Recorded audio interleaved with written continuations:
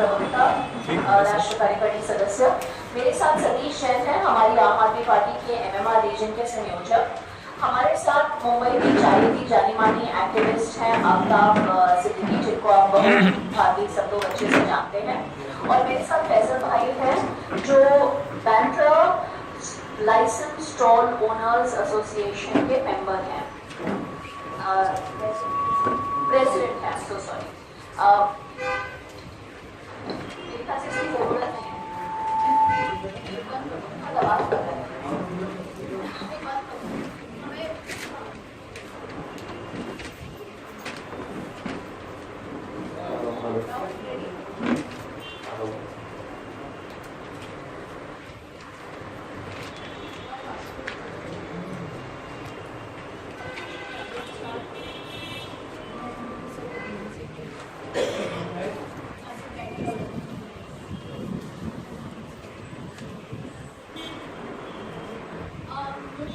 जैसे कि हम जानते हैं कि जगह की बहुत किल्लत है और इस जगह की किल्लत की वजह से मुंबई के सारे मसले शुरू होते हैं। एक बहुत बड़ा डिवाइड है मुंबई में कि जो लोगों को हम बोलते हैं एनक्रोचर्स हैं, वो मुंबई की जगह में रह रहे हैं, मुंबई की जगह में कब्जा कर रहे हैं, उनको एनक्रोचर्स कहा जाता है।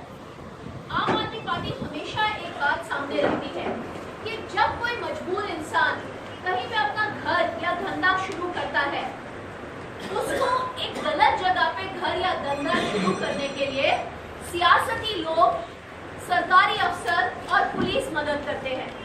वो रिश्वत लेते हैं और बस्तियां बसाते हैं, दुकानें बनाते हैं। वो हर हफ्ते, हर दिन, सालों साल रिश्वत लेते हैं और लोगों के काम धंधे बसा देते हैं, लोगों के घर बसा देते हैं। एक बार जब लोग बस जाते हैं, फिर उनमें कहर किया जाता है, बोल के कि ये एनक्रोचमेंट है, ये इलीगल है, ये यहाँ पे हमारा दूसरा प्लान बन गया है, यहाँ रोड बनने वाली है, यहाँ पे कोई ब्यूटिफिकेशन होने वाली है। अलग अलग रीजंस लेके फिर हम अपने ही लोगों पे अत्याचार करते हैं। आम आदमी पार्टी डेमोलिशन के सख्त खिलाफ है।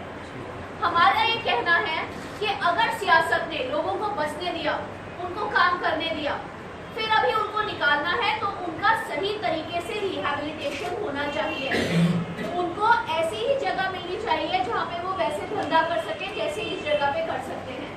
उनको वैसे ही रहने की सहूलियत मिलनी चाहिए जैसी उनको अब मिल रही है।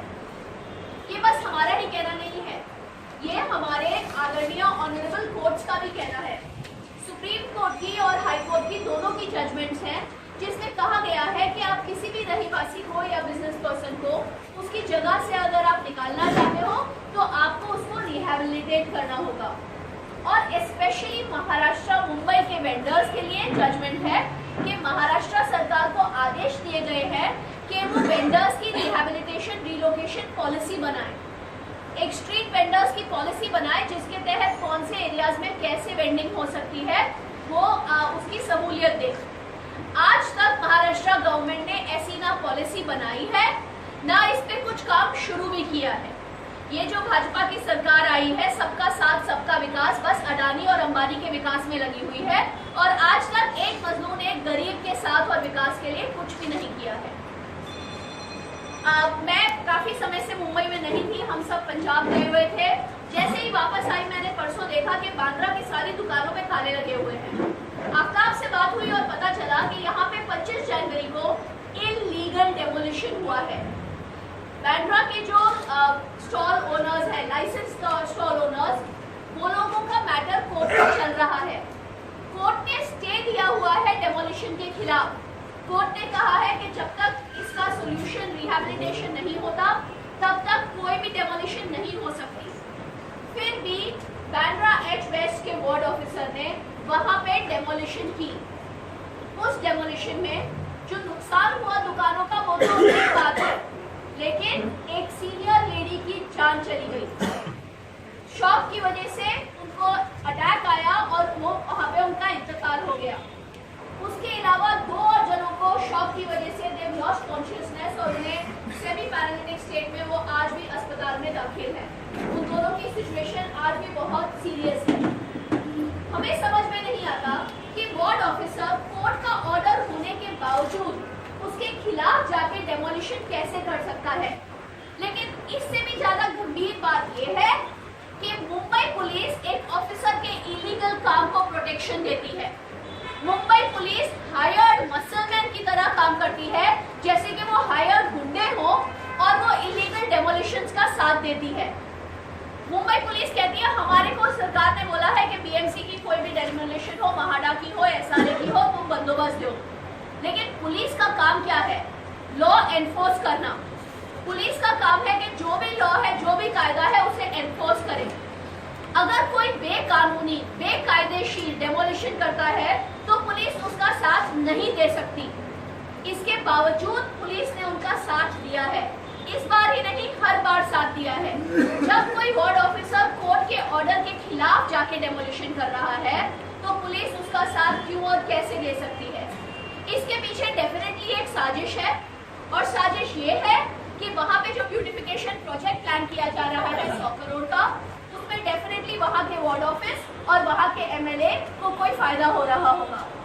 इस प्रोजेक्ट को जो ब्यूटिफिकेशन प्रोजेक्ट कह रहे हैं, इसको कोई सैंक्शंस नहीं है, ये किसी प्लान में नहीं है, इसको परमिशंस नहीं है, ट्रैफिक के परमिशंस नहीं है, कुछ नहीं है।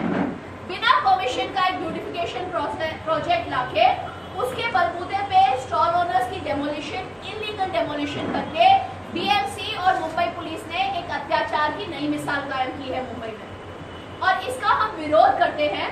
आम आदमी पार्टी ने आज 2 पत्र लिखे हैं। हमने पुलिस कमिश्नर को पत्र लिखा है। हमने कहा है कि आपका काम लोगों की रक्षा करना है, लोगों पे कहर बसाना नहीं है, लोगों की जान लेना नहीं है।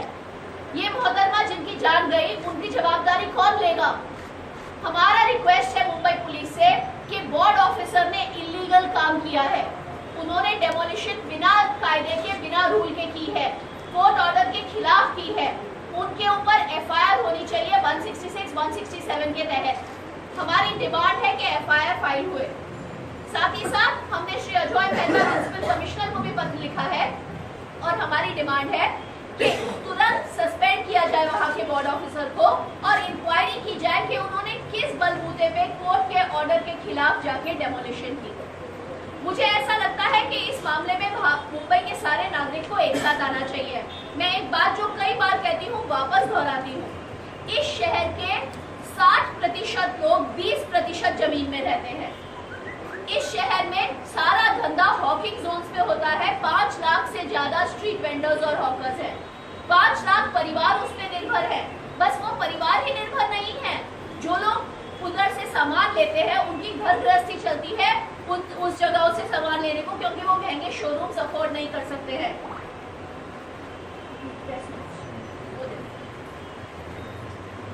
और हमारे शहर की इकोनॉमी इन हॉकिंग जोन्स की वजह से चलती है। इनका निवाला छीनने का सरकार को कोई हक ही नहीं बनता। हमारा संविधान गारंटी देता है कि हमें रहने के लिए, हमें धंधा करने के लिए प्रोटेक्शन मिलेगी, अपॉर्चुनिटी मिलेगी।